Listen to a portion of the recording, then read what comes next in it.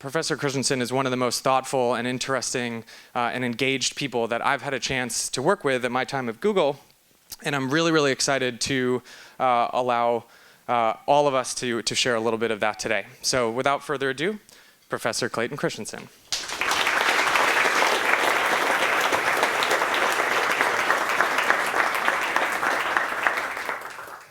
You're very kind, Matt. And I'm just delighted that you guys would be it worth your while to come here and talk about some of the things that I want to propose. There are kind of three main objectives in my talk. The first one is, my gosh, Google is in a wonderful spot, and almost never in the history of mankind has anybody seem to be so successful in much that you're trying to do.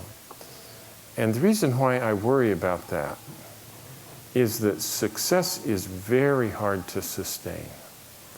And if you look across the sweep of business history, almost every company which at one point were widely regarded as unassailably successful, 10 or 20 years later, you find them in the middle of the pack or the bottom of the heap.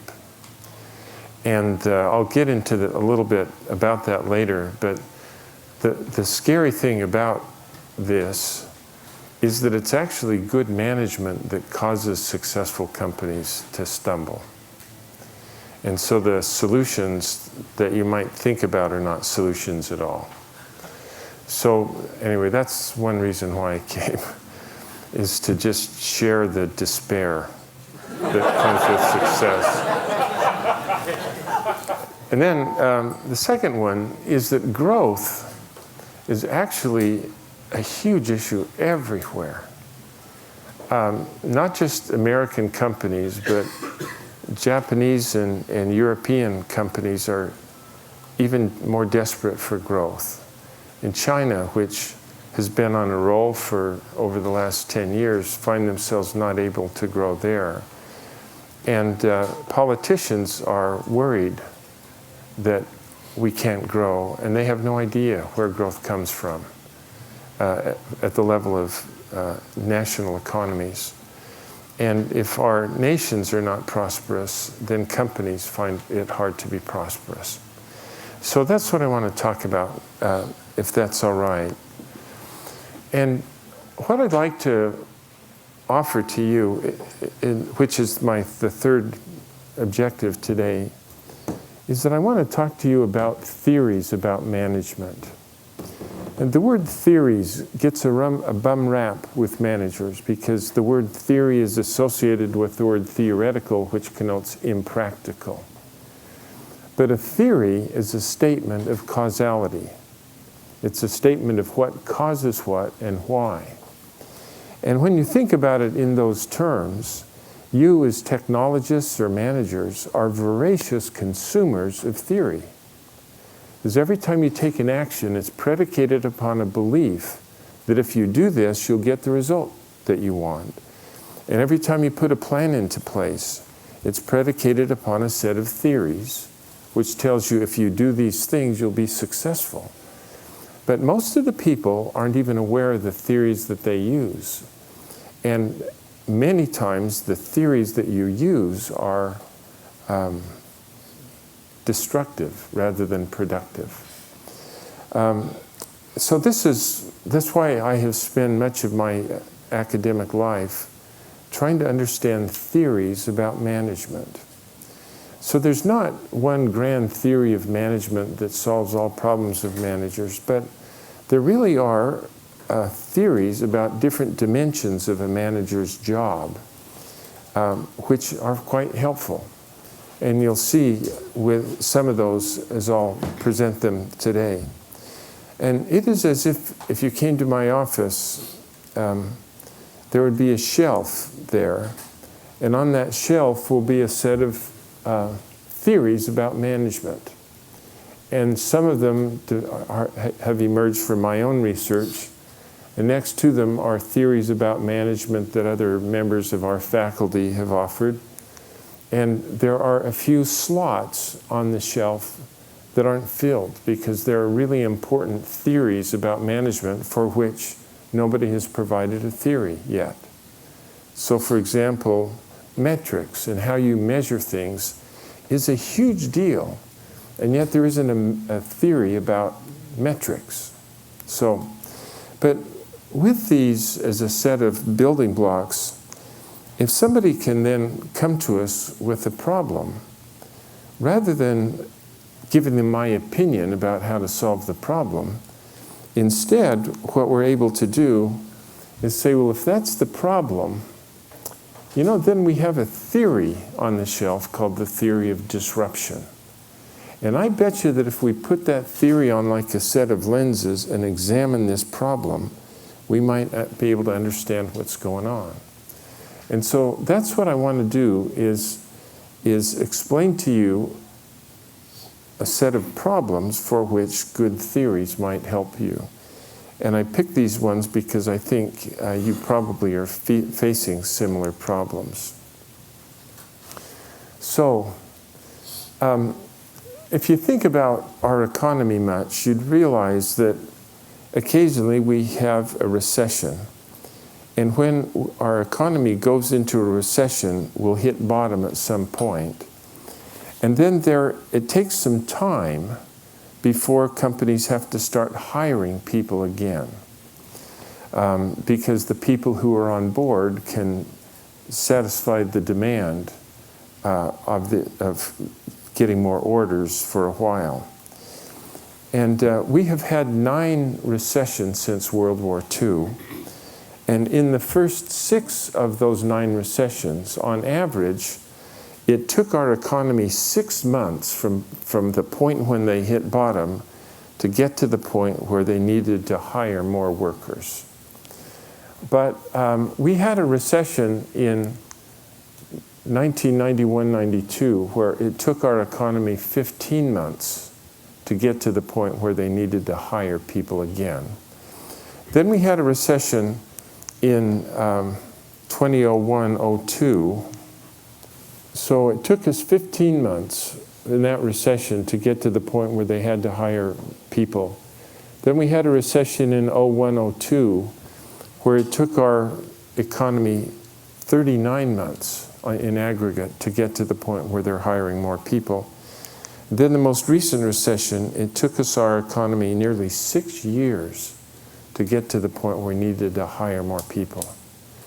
And what seems to be happening increasingly is these rebounds appear to be financial, not real in character. So the people who have money get a lot of money a lot faster, but the rest of us, they're not jobs into which we can be slotted in anymore. And there's something fundamentally has gone wrong with our economy. And what we see in the economy is a summary of what's going on in most companies as well. So I want to propose that there are 4 different types of innovations. And the reason why I'd like to focus on innovation is because whenever a company makes an investment, they invest in an innovation of one sort or another. And so what I want to do is describe these 4 types of innovations and then teach a little bit more about whether and why and where they will create growth. There are potential products, meaning nobody's figured out what these are yet. Then the second one are sustaining innovations that make those products better. The third are disruptive products that grow markets. And then the fourth are efficiency innovations in which they sell them off in order to get their money back. So let me start with potential innovations. Almost any study about innovation will say that if you, of all of the products whose product development are initiated in a company, only about 15 to 25% of them will become financially successful. And it's broadly viewed that innovation is a crapshoot. The more projects you launch, the more success you'll be. But in its end, it's a crapshoot. And what we've concluded is that's not true. The reason why it appears that we can't predict in advance whether a customer will buy the products that we're developing is that people at business schools like Harvard teach marketing in a perverse way. And in particular, we've decided that understanding the customer is the wrong unit of analysis. So to illustrate that, just look at me for a second if you wouldn't mind. My name is Clayton Christensen. I am 64 years old, unfortunately. I used to be 6 feet 8 inches, unfortunately, and I now am 6 feet 6 inches, unfortunately. And I married a wonderful wife, fortunately. We have 5 kids. The third of them, Michael, unfortunately came here to Stanford. And I have all kinds of other characteristics and attributes, as you can see. But none of my characteristics or attributes have not yet caused me to buy the New York Times today. There might be a correlation between the propensity that I will buy the New York Times, but my characteristics don't cause me to buy it, nor do our characteristics and attributes cause us to buy any product or service. And yet almost all of the work that we do in assessing market potential, we look at the characteristics or attributes of the potential customers. And a better way to think of it, we decided, is that, darn it, every day stuff happens to us. Jobs arise in our life. And when these jobs arise, we need to find some way to get the jobs done. And some of the jobs are simple, incremental things that happen regularly. Others are dramatic and important breakthrough problems. But whenever we have a job to do, we have to find something and pull it into our lives in order to get the job done. And what we've decided is understanding the job is the critical key to develop products that we can predictably make and find the customers to buy. So to illustrate this point, a number of years ago, as this idea of the job to be done was emerging from our research, McDonald's was trying to decide how they could improve the sales of their milkshakes. And as some of you might know, McDonald's is a very sophisticated marketing company. And they have data out the gazoo about every dimension of what they're doing. And so when you go in on the menu, behind that there is a profile, a demographic profile of the quintessential customer that likes to buy that product when they come. And so what they've done is they have these cohorts of people who are the quintessential milkshake customers, for example. And it turns out that I fit that profile perfectly. So they would take people like me into conference rooms and ask, can you just help us how we can improve the milkshake so you'll buy more of them? The customers would provide very clear guidance about how to improve it. They would then improve the product on those dimensions, and it had no impact or sales whatsoever on the product. So what we decided is that that's not the right way to frame it, but rather there's got to be a job out there somewhere that people find themselves needing to get done, for which they go to McDonald's to hire a milkshake. And we need to understand what the job is. So one of our colleagues stood in a restaurant one day for 18 hours and just took very careful notes on what time did they buy these milkshakes, What was he wearing? Was he alone or with other people? Did he buy anything else or just the milkshake? Did they eat it in the restaurant or get in the car and go off with it? And it turned out that about 50% of the customers bought the milkshake before 8:30 in the morning. It was the only thing they bought. They were always alone, and they always got in the car and drove off with it. So we decided we need to understand, what was this job, you know? So we came back the next day and we positioned ourselves outside the restaurant so that we could confront these people as they were emerging with their milkshake. And in language that they could understand, we'd ask them, I got a problem with your behavior here. What job were you trying to do that caused you to come here to hire this milkshake? And as they would struggle to answer, we'd try to help them by asking, well, look, think about the last time you were in the same situation, needing to get the same job done, but you didn't come here to hire a milkshake. What did you hire to do the job? And it turned out that they all had the same job to do, and that is they had a long and boring drive to work. And gosh, one hand had to be on the wheel, but somebody gave me another hand, and there isn't anything in it to drive with. And I just need to do something with my, while I'm driving.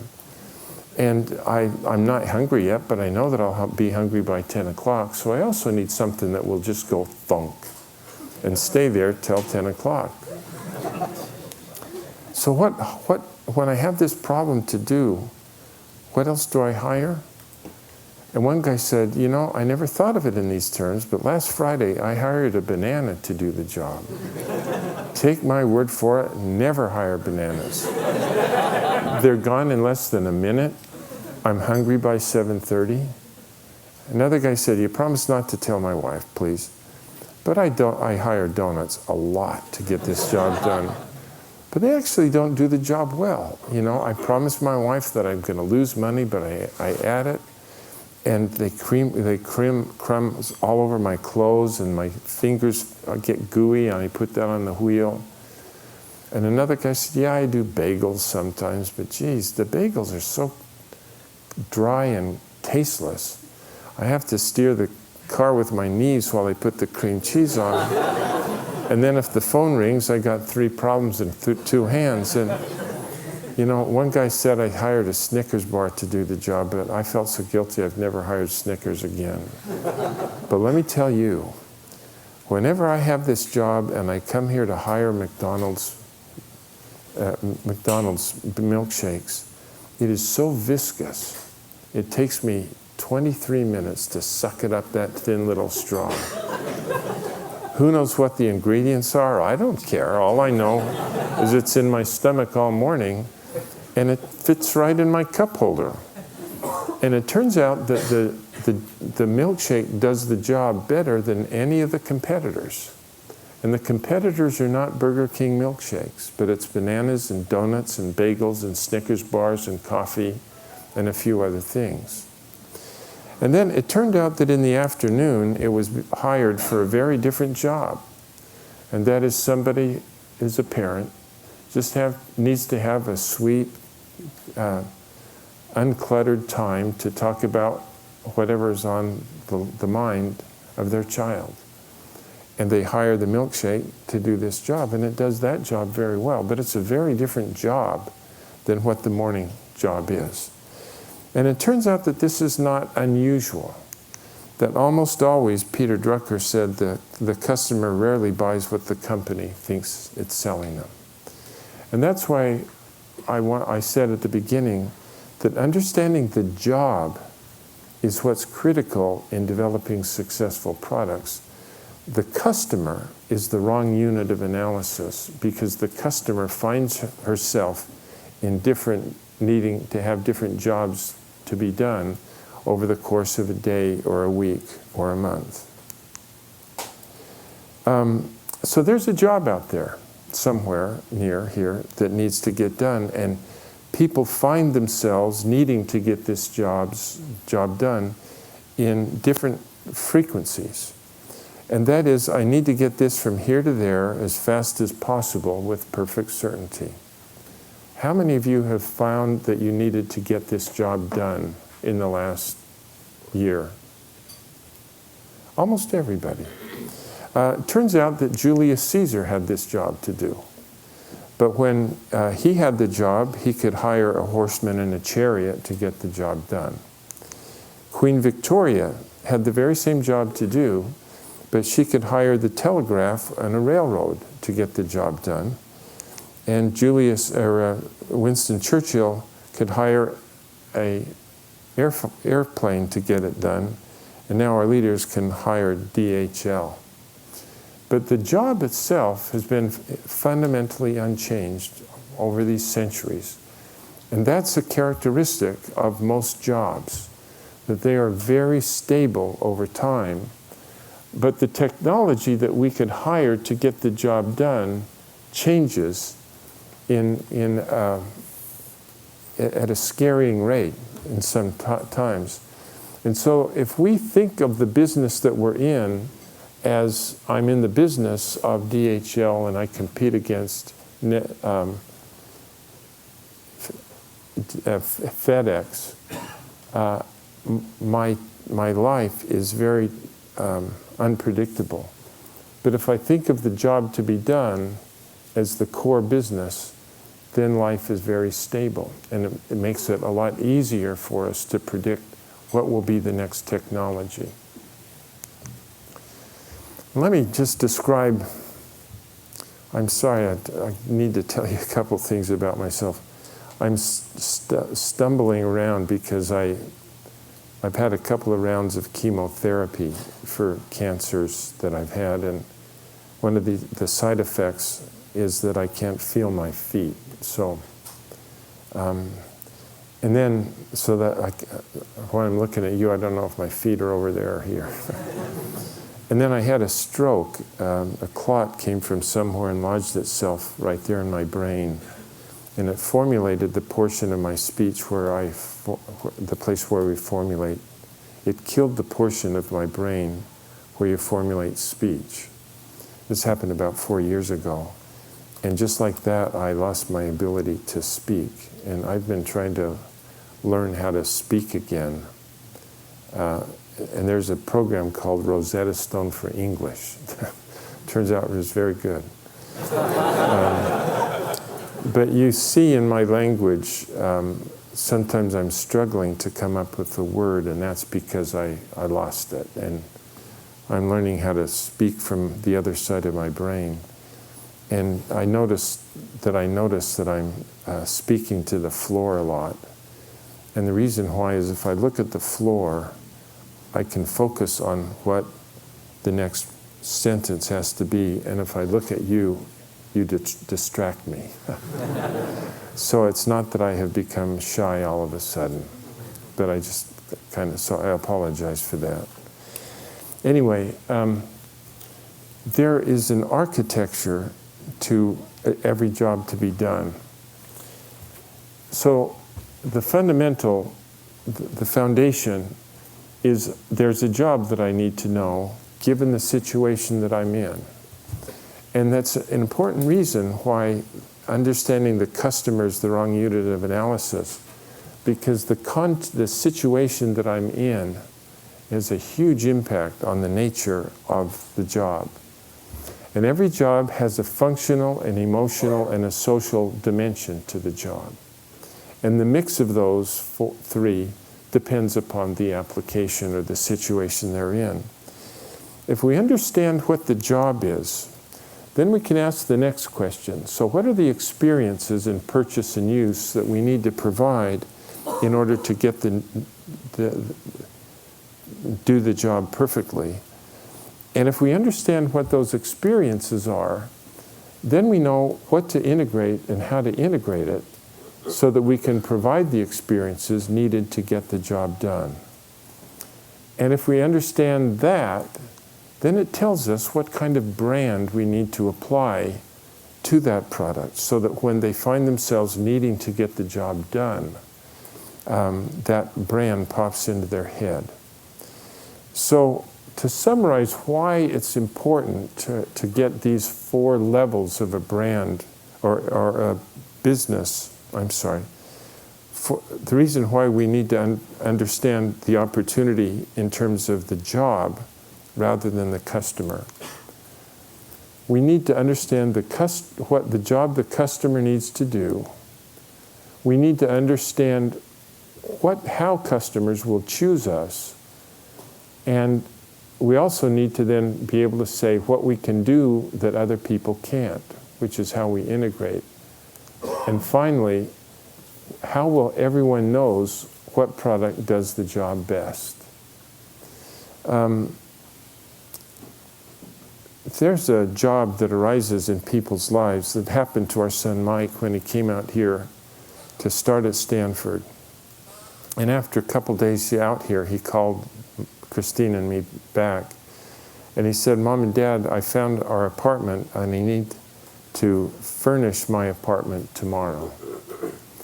And so there's a job that Mike needed to be done. That is, I need to furnish my apartment tomorrow.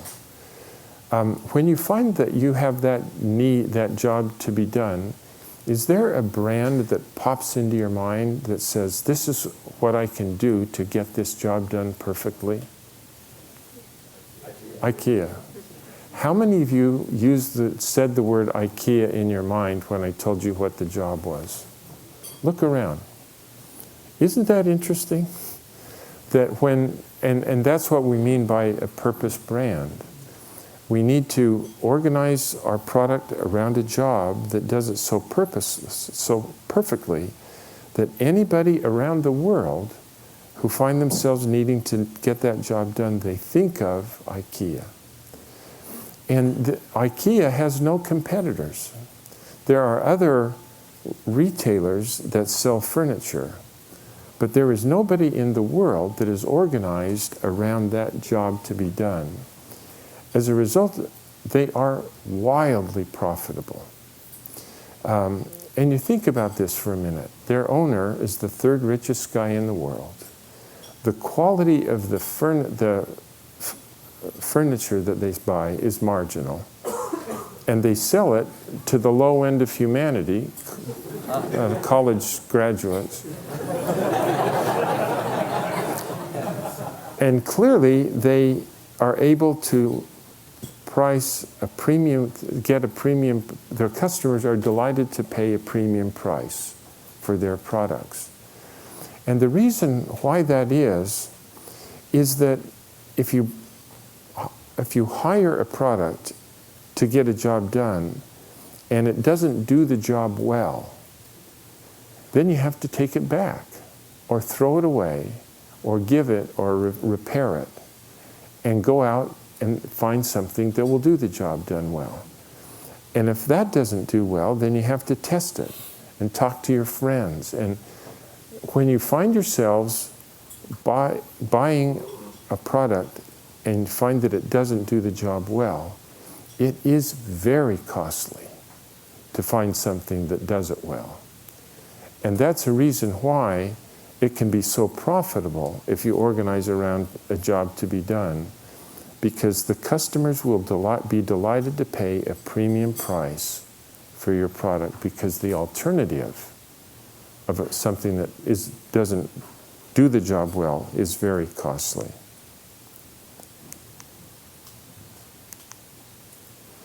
Now, so that's the first type of innovation, and we call them potential products, because we don't know their potential unless we understand the job to be done.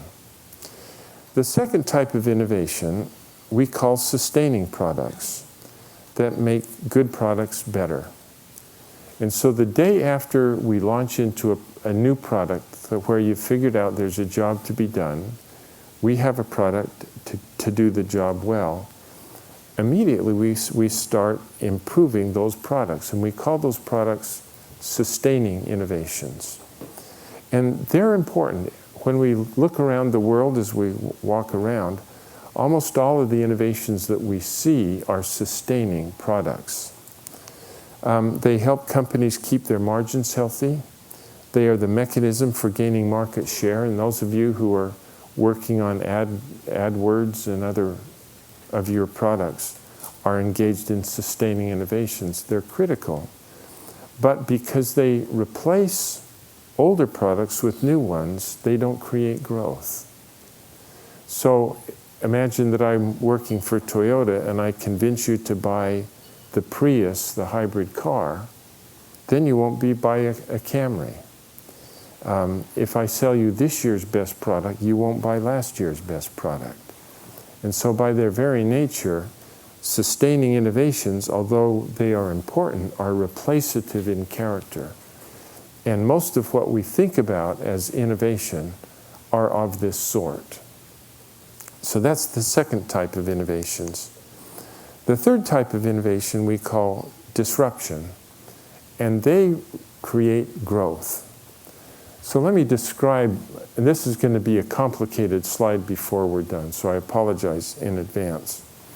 But you'll see these three concentric circles, and what they're made to represent is actually you can describe the history of any company in terms of these three circles. The innermost circle represents the customers who have the most money and the best access to a product or service. And then as you go to the larger circles, they represent larger populations of people who have progressively less money. Almost always, industries begin in the center because the first products and services are so costly and complicated that only people who have a lot of that are able to buy it and use it. So, given that, I want to then describe what disruption is and why it creates growth. So I'll put on the vertical axis the performance of product or services over time. In every market, there are two trajectories. The first one is, in every market, there's a trajectory of improvement that innovating companies provide as they keep introducing in every market, there is a trajectory of improvement that customers are able to utilize in their lives. And we don't think about this very much, but our lives don't change a lot. And that's why this is so flat. Then in every market, there's a different trajectory of improvement that innovating companies provide as they keep introducing better and better products. The most important finding about this is this trajectory of technological progress almost always outstrips the ability of customers to use the product. And what it means is that a technology at the beginning that isn't very good actually is prone to overshoot what those same customers are able to utilize at a later point in time. And there's not much gray hair in the room. But if you talk to somebody who was in their teens or 20s in the 1980s, we were at that time trying to figure out how to use word, how we were learning how to type on those early personal computers. About every 30 seconds you had to stop and let the Intel 286 chip catch up to you. Because the world's fastest microprocessor could not even keep pace with our fingers on the left-hand side. But if you take your computer apart now and just look at the microprocessor there, we utilize only about 15% of the capability of that processor. Intel has just way overshot what most customers in mainstream applications are able to use. Now, some of the innovations that help good products better are incremental innovations. Others are dramatic breakthrough innovations. But we use a word for them that we call sustaining innovations, which was on the last slide, because they're really important. Almost always, incumbent companies who are the leaders on the left-hand side of the diagram find themselves still on top of the industry when these battles of sustaining innovations are over. And if you want to start a new business and you want it to be successful, and you think you can beat the incumbents by making better products that you could sell for better profits to the customer's best competitors, they will kill you. And the evidence is really very strong. It doesn't matter how big or powerful you are. If you think that you can beat the incumbents in their market, they will kill you. We could spend a lot of time on that. But there's another type of innovation that we call disruptive innovations. And disruptive innovations transform products which in the middle were too complicated and expensive. Now disruption makes it so much more affordable and accessible that many more people are able to use those products or services. And almost always, entrant companies typically win at disruption. And that's exactly what Google did, right? Because advertisement and finding customers and making things known, you had to have a lot of money to play in that game. And then your technologies and services made it so that anybody could find what they needed, whether you're a buyer or a seller. And you changed the world by making it affordable and accessible. And none of the incumbents who you guys beat are around today because entrants typically win. And let me describe why. So living in Boston as we have for the last 3 decades, there was in the 1970s and 80s a company there called Digital Equipment Corporation. And at that time, digital was widely viewed as Google is now. It was the most widely admired company in all the world.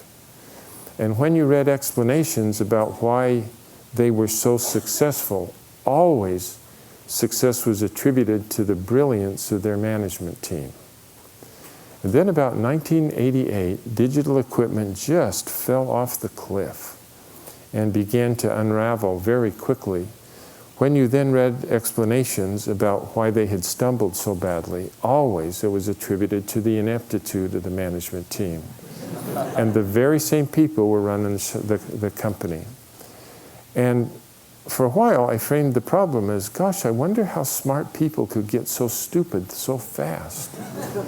And that's really the explanation that most people journ up when a company stumbles, that somehow a company that the management team that had its act together at one point were out of their league at another time. But the real reason why the stupid manager hypothesis just didn't feel right is that every company that made the same class of computers, we called them mini computers, they were about the size of this pulpit. Every company that made that were killed in unison. It wasn't just digital equipment, but it was Data General, Prime, Wang, Nixdorf, Hewlett-Packard, Honeywell. And you'd expect these people to collude on pricing occasionally, but to collude to collapse was a stretch. And trying to understand why they do that was the puzzle that we had. So as we understood it a little bit better, we realized that, this mini computer was quite a complicated product. It had to be sold direct to the customer. And the selling process involved a lot of training and support and service and software. And you had to have a cost like that in the business to play in the game. And that meant that digital equipment had to generate gross margins of 45% on computers that sold for $250,000. And that's how they made their money.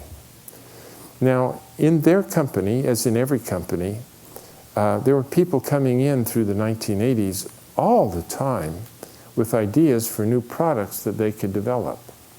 Some of these entailed making better products than they had ever made before. In fact, these mini computers would be so good that they could reach up into the tiers of the market where people historically had to buy mainframe computers. You looked at those business models, they could generate gross margins of 60%. and you could sell the products for twice as much money. So while the management was trying to decide if that's what they should do, there were other people coming in saying, ladies and gentlemen, you don't get it. Just look out the wall, out the window. Everybody is buying personal computers, which was the case in the 1970s and 80s. But when management would look out, in fact, they could see that everybody was buying mainframe computer. They could see that everybody was making personal computers. But there are a couple of other things that bothered them a lot. The first one, do you remember how crummy those early personal computers were? Apple sold the Apple II as a toy to children. Not a single one of Digital's customers could even use a personal computer for the first 10 years that they were in the management. And then they got no signal from their customers that the personal computer mattered, because in fact it didn't to them. And then when you looked at the business details, it looked a lot worse, because these small computers only generated gross margins of 40%, and they were headed to 20% quickly, and you could only earn those paltry percentages on computers that sold for $2,000. And so the question that the management had to address was, gosh, guys, let's sit down here. I wonder if we should make better products that we could sell for better profits to our best customers. Alternatively, maybe we should make worse products that none of our customers would buy, that would ruin our margins. What should we do? And it is a very, very hard problem, and we call it the innovator's dilemma. Because doing the right thing is the wrong thing, and doing the wrong thing is the right thing. Can you think about where else you've seen this happen, where somebody comes in with a simple product, going after customers who historically couldn't have access to it, and then it just grew up and killed the leaders? BlackBerry. Yeah, they just knocked off sitting down with a laptop. And then Apple disrupted BlackBerry. And now Samsung and Huawei are in the process of disrupting Apple. It's a good one. Where else have you seen it? Disk drives. Disk drives. The big ones get disrupted by the little ones, and then the flash disrupted disk drives. And almost all of them are out of business now. That's a good example. You guys look like you make a lot of money. And I saw Lexuses outside left and right in the parking lot.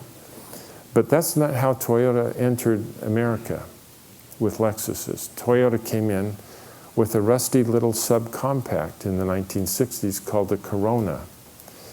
And it was so much more affordable and accessible that the rebar of humanity, people we call college students, could own a car.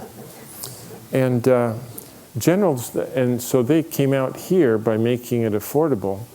And in the back plane, General Motors and Ford were making big cars for big people.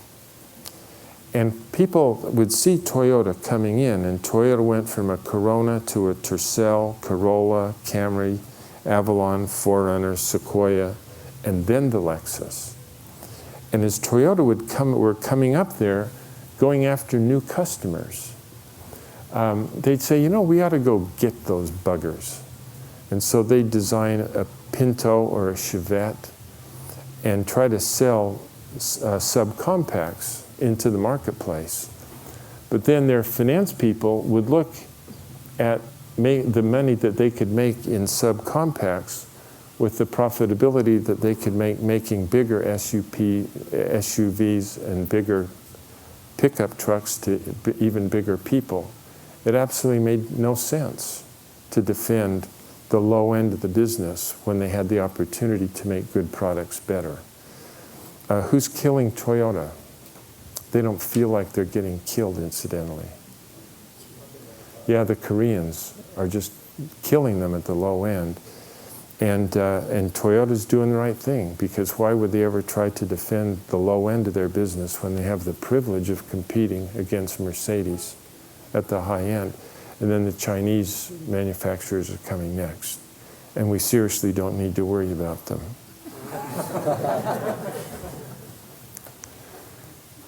And one of the reasons why this is so hard is that what is coming out in this dimension, in the third dimension, is that it competes against non-consumption. Because the products are so costly and expensive that behind them there are no customers. They are potential customers, but if you make it affordable and accessible. And so looking at their world, it looks as if they're doing just fine. And it's why almost always you have to have a new company with new people who are looking in the other direction, because you're competing against non-consumption by making it affordable and accessible. And that's why growth comes in this dimension. And what almost always we find... So I guess, do you have examples of companies that have successfully taken advantage of this notion of disruption, where they themselves, within their own company, that disruption to take place? Yeah, it's a great question.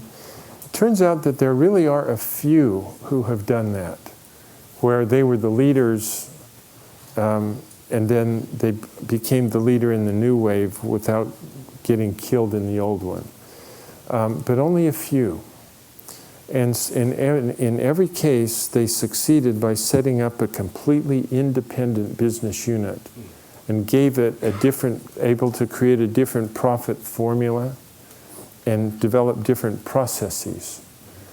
So as a good example, IBM just dominated the mainframe business. But there were 8 companies that made mainframe computers. The other 7 all got killed when the mini computer came in underneath. But IBM succeeded by setting up, they made their mainframes in Poughkeepsie, New York, and they made their mini computers in Rochester, Minnesota. And there were 9 companies that made mini computers. Only one of them, IBM, succeeded. And they did it by setting up a different business unit in Florida and made them figure out how to make products at 25% gross margins instead of 40% or 60%.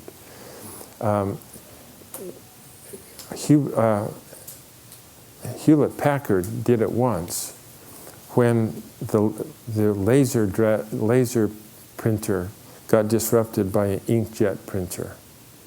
And they set up the inkjet up separately in Vancouver and had their own sales force, and they did very well.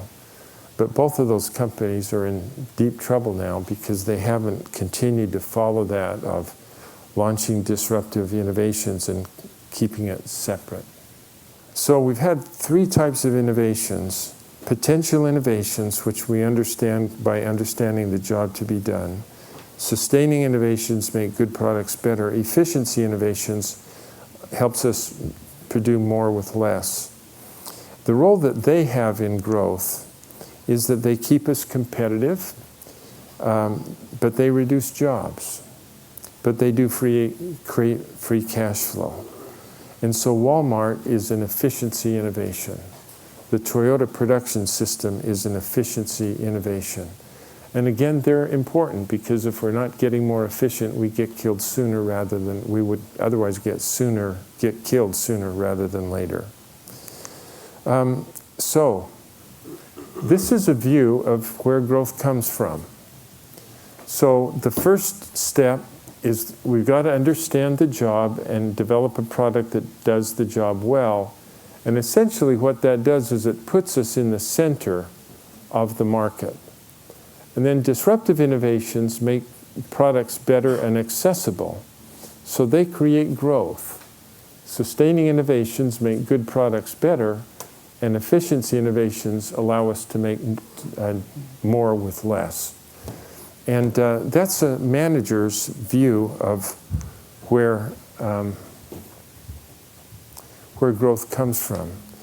Now, why are we not able to keep the growth? And I put the problem at the feet of finance people who are taught finance at places like Harvard. So there are two elements that are quite important. One is a doctrine that they teach in finance that we call abundance and scarcity. And what that means is, if I've taken a product order from you, in order to deliver what I tell you I will offer, I have to array the inputs required. And some of the inputs will be costly and scarce, like platinum. And you've got to be really careful about how you use platinum. And others are abundant and cheap, like sand, and I can waste sand. So we have to take care of what's costly, and we can waste what's abundant.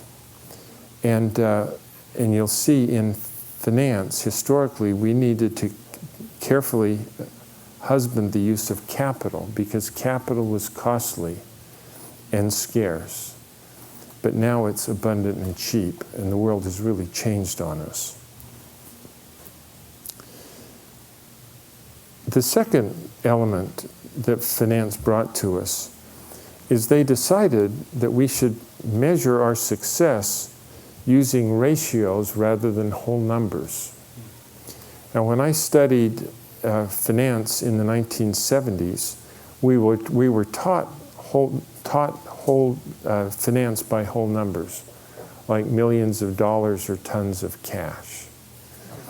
But starting in the mid-1980s, shortly after Dan Dricklin developed the spreadsheet, the analysts who grabbed a hold of the spreadsheet started to be bothered that as analysts they wanted to be able to compare Cisco with Sun Microsystems. And they're different companies. And so if I compare them with whole numbers, I couldn't make much sense. But what they realized is if they measured success by ratios, then you could compare two companies that are not comparable. So if they want to compare you with Microsoft, in whole numbers it makes no sense. But in fractions, then it commoditizes everything around a denominator. So fractions, I got back to my 5th grade math, a ratio is a fraction. It has a numerator and a denominator. And so if I want to grow, there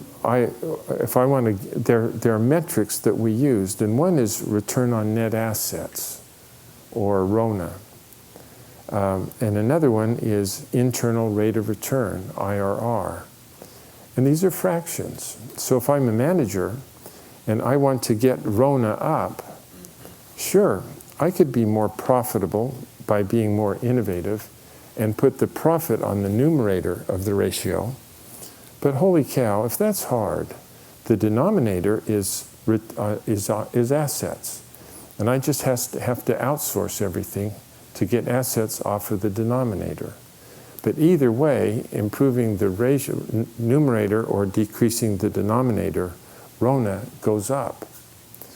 And it turns out that it is easier to outsource than it is to make more profit. And so in the pursuit of RONA, we just outsource more and more and more. And then internal rate of return is a ratio. The numerator is profit. The denominator is how quickly do I get my money out after I put my money in. And either way, internal rate of return improves by doing the numerator or the denominator. And because profit is harder to achieve than to only invest in things that pay off in the short term, more and more companies are investing only in short-term payoff projects because that's the way they get into IRR up.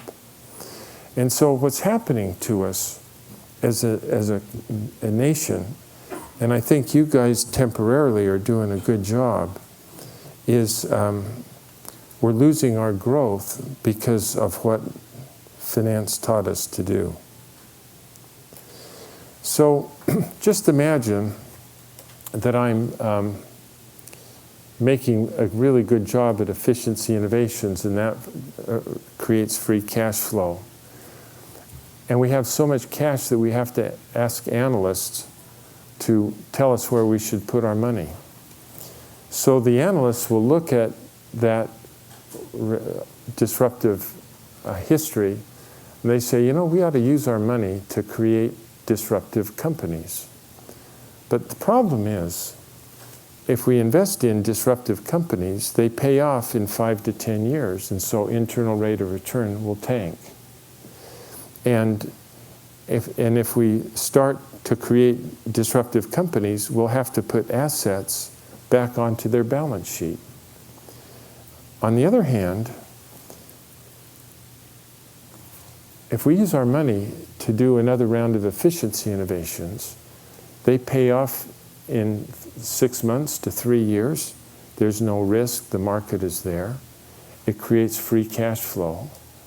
So if you wouldn't mind just this once, what I'd like to do is use our money to do another round of efficiency innovations. And I do that, and the problem is we have more free cash flow. And we got to figure out, what do we do with all of this stuff?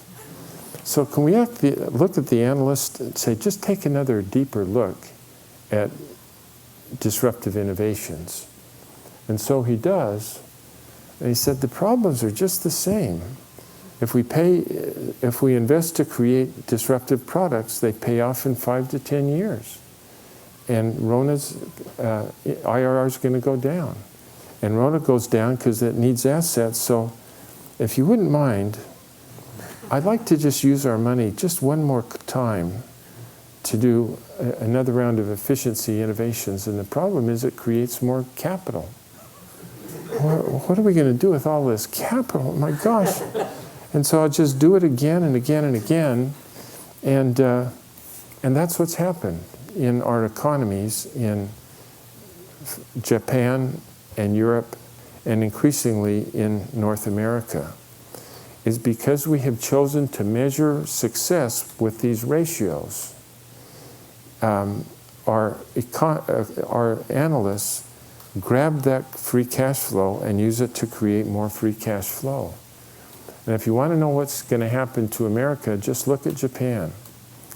Because in the 60s, 70s, and most of the 80s, Japan's economy was growing at unprecedented rates. And the reason why they were growing was because they had companies in that economy that kept investing in disruptive innovations. So Toyota made cars affordable for mankind. Honda made motorcycles affordable for mankind. Sony made a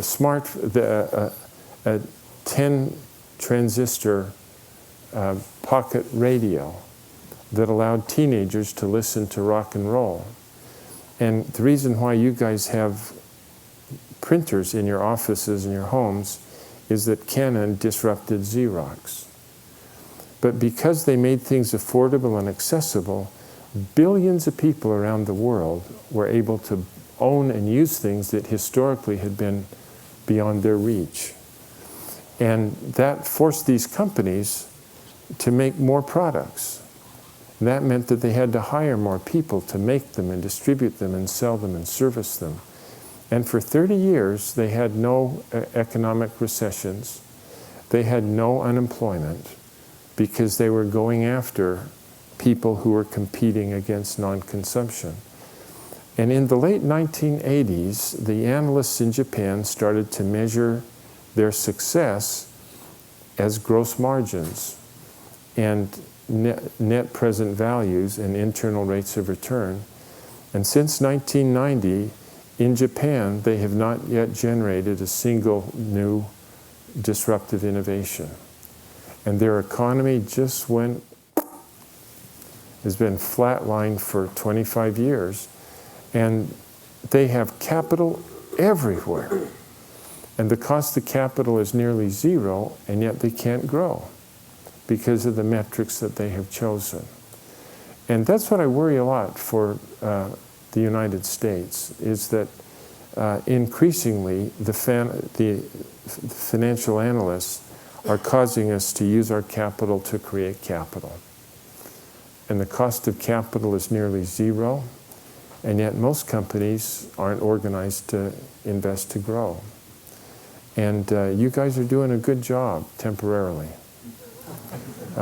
Anyway, those are just a few of the thoughts that we have about where growth comes from and how to deal with it.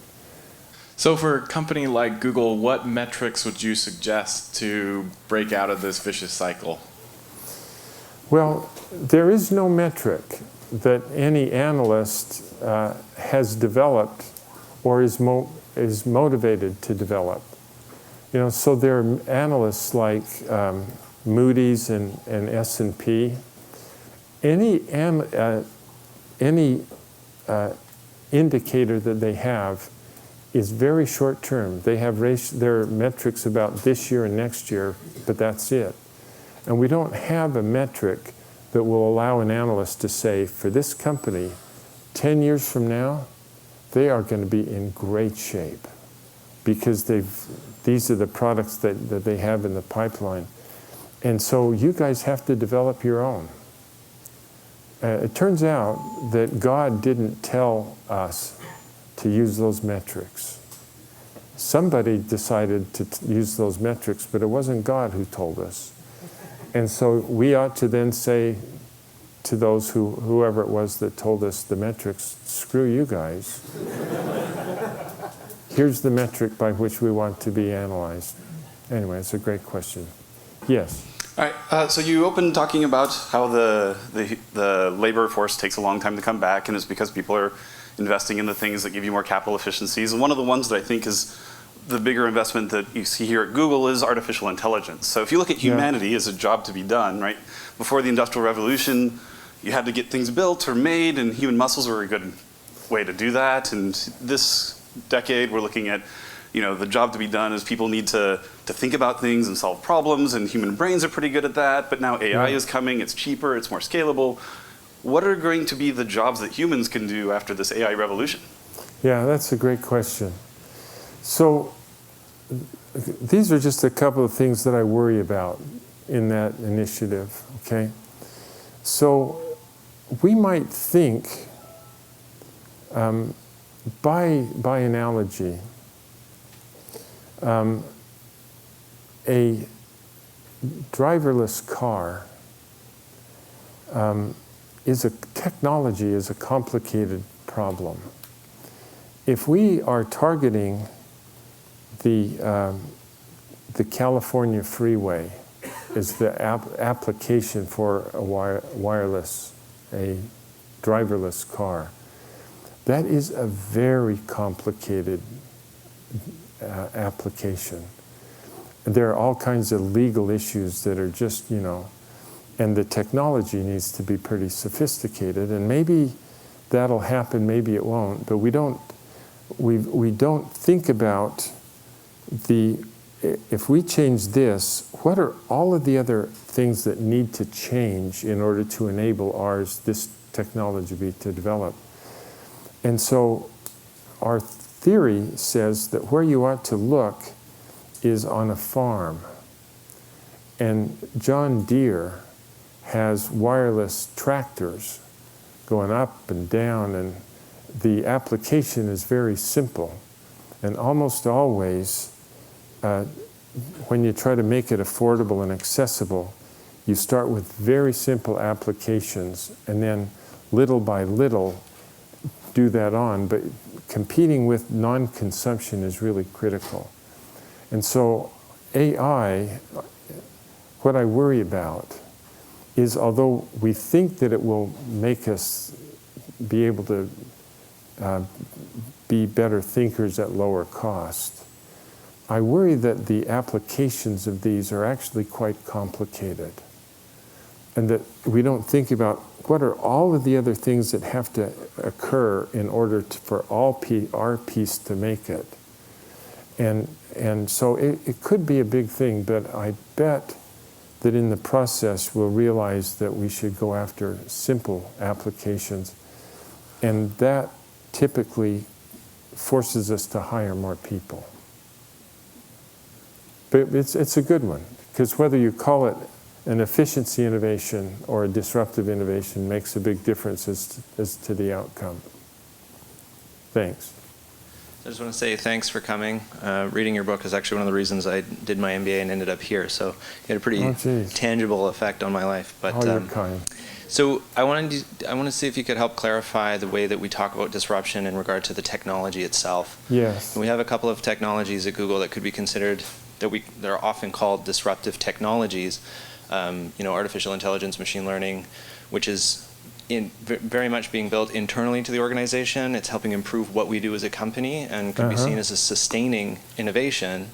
And then we have, autonomous cars, which are sort of being treated, built at X, external, much more in line with the disruptive model. So is it the technology that's a disruption, or is it the application of the technology? Is it the market effect that makes it disruptive? What is the disruptive technology? Yeah, that's a great question.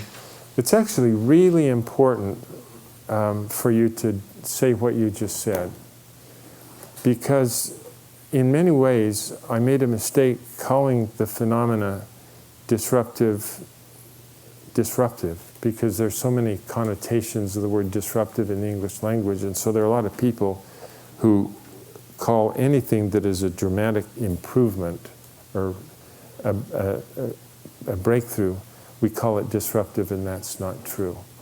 So almost always disruption is built within the business model of the technology, of the enterprise, not by developing the best technology.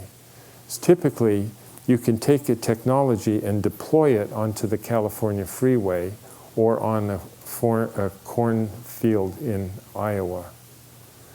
And how you deploy it determines its disruptiveness. And that's really an important one to do. And people say that I'm a Jewish mother of business, in that I'm always worried about everything. But I worry about you guys, because I think that you are very good at developing potentially disruptive innovations. But I don't think you worry nearly enough about the business models that you have to build that would then take your technology into an application that competes against non-consumption. And I think that's a very important concept, and I don't think I'm totally wrong about that. I also want to start by praising your book. I think it's the best book I've ever read, and it's hard to think of something else that's impacted how I think as much. You're kind. You have low standards, but you think so? Well, here comes the but. So I've been wondering this for a little while, but how do you explain certain products that have transformed industries and upended incumbents, but don't fit into the framework of low-end disruption? So off the top of my head, Uber, iPhone, Tesla all started from the very, very highest end of the market and trickled downwards from there. Yeah. Well, let's take them from one at a time, because those are all really good examples. So the theory would say that Tesla is a sustaining innovation, right? So they come in at the high end of the market, and they're deploying it in a very demanding application, which is the California freeway. And what the theory says is that they might be able to develop the product that is the best in the world, but if they go after the best customers of the leaders up there, these guys are going to harness whatever they can, and they will do their best to knock them out, or they will acquire them. So in a lot of ways, you could think of disruption as a theory of competitive response. If I do this, what will the competitors do? And when Toyota came in with the simple product, the theory predicts that Detroit will just ignore them. And so what's happened is, yes, Tesla is the best with the best product, but Porsche has spent $1 billion, and they have a completely electric car now. And you can just smell BMW all around them. And so the theory might be wrong, but the theory would say that these other guys are either going to kill Tesla or acquire them. And that's what it would be. But it won't, just like a $100,000 Porsche has not transformed the world. Electric car at that price point actually won't. And that's what the theory says. And Christine and I were in Beijing 4 weeks ago, walking down the road, and here was this electric car that was as wide as me. And if I had a passenger, I had to fold her up and put it in the boot, you know. And it cost $2,500. And that's where I think the transforming technology will come from. Apple, there are a couple of answers to that, but what allowed them to survive when they came in at the high end of the electric market from the wireless phone market is they came in to disrupt the laptop. And they have disrupted the laptop, and that's why they have succeeded. If they had stayed and simply tried to compete against BlackBerry, they had the benefit for a while of the BlackBerry had an architecture that was excruciatingly interdependent. And so you couldn't develop apps for it. And then Apple came up with, internally, it's interdependent, but there was a standard port, so apps could be developed. And that blew BlackBerry out of the water.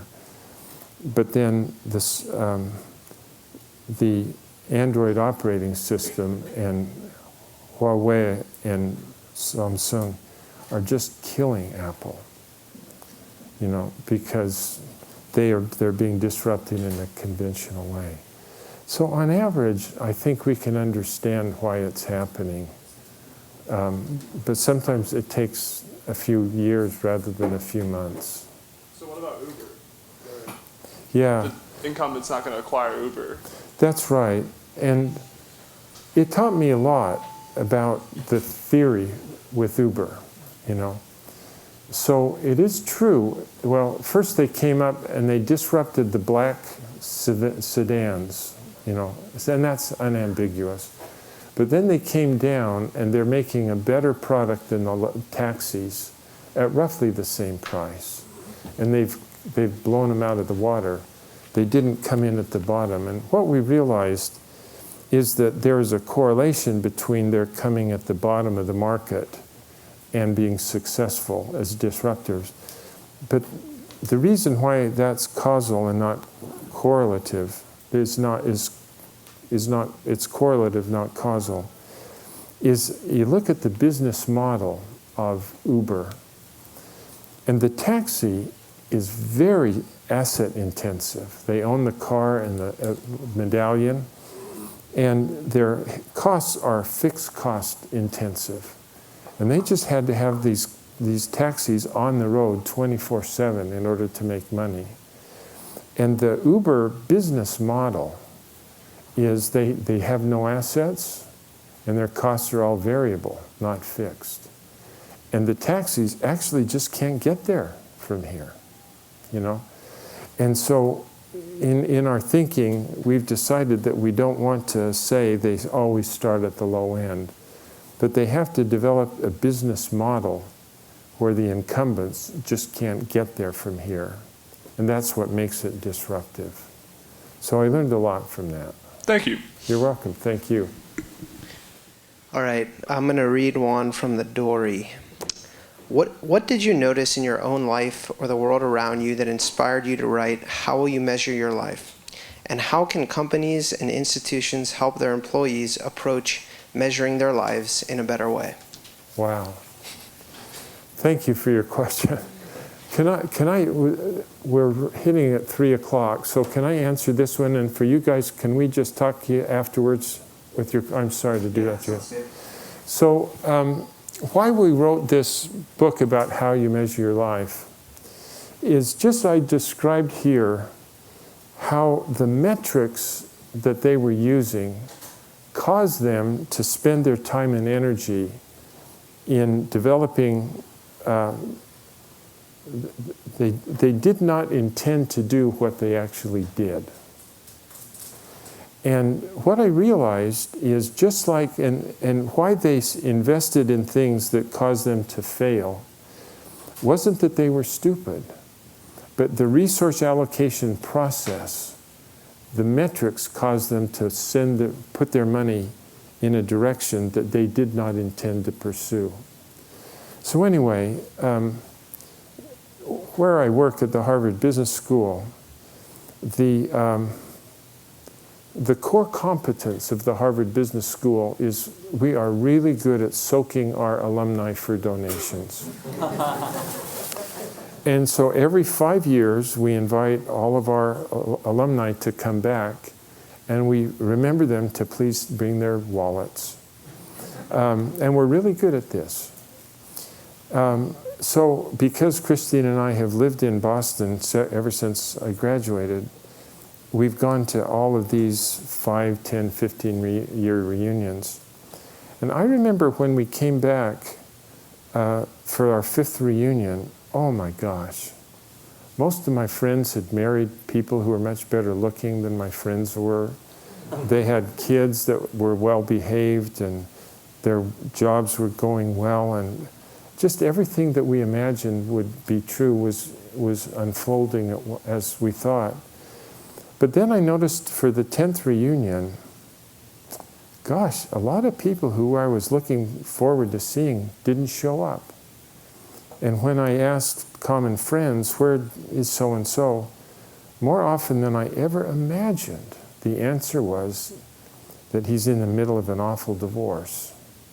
And he just doesn't want to talk about it. And for the 15th reunion, there were even fewer people. And when I'd ask about them, more often it was not as he's in an awful divorce or their spouse remarried and now they're raising their children on the other side of the country. And they just don't want to talk to anybody about why life had turned out the wrong way, you know. And then by the 20th and the 25th reunions, it was really scary. And it was the same problem. I can tell you with perfect certainty that not a single one of my classmates when we graduated from Harvard planned to go out and raise children who hate their guts and get divorced 1 or 2 or 3 times. Our intention was to create homes where there was happiness there. It was a source of happiness for the rest of our lives. But that was what we intend to do, and how we spent our time and energy was just the opposite of that. And the reason why is the very same thing, is the metrics. So those of us who are driven to achievement, that includes at least 100% of us. When we have that need for achievement, then when we have an extra 30 minutes of time or ounce of energy, we instinctively spend our time and energy on whatever activities will give us the most immediate and tangible evidence of achievement. And our careers provide that.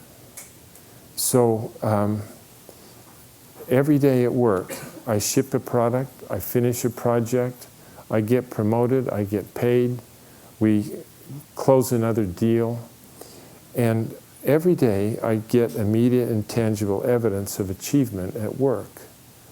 And then when I walk into the front door, there's not a lot of evidence of achievement when you look at your kids. On a day-to-day basis, they misbehave every day. The place gets cluttered every day. And it really is not until 20 years down the road when you're able to look your kids and put your hands on your hips and say, my gosh, we created a wonderful young man or woman. But on the day-to-day basis, there's no evidence of that. And as a result of that, we invest our time and energy in our careers and underinvest in our children and our spouses, even though we plan to have that be the source of energy. And so that's why I decided I would write that book, How We Measure Your Life. Anyway.